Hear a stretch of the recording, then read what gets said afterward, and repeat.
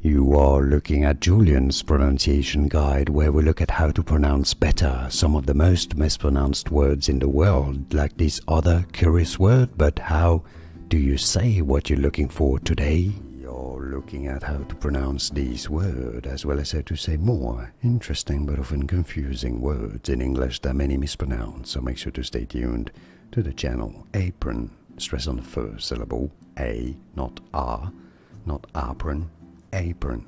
Both British and American pronunciations are similar, so it's easy. Once you know, apron, and now you know. Like this video if you found this useful. Thanks for your support. More videos for you here to learn more correct pronunciations. Thanks for watching. Here are more videos on how to pronounce more confusing words and names too many mispronounced. Like this video if you found it useful. I appreciate your support. I'll see you soon and thanks for watching.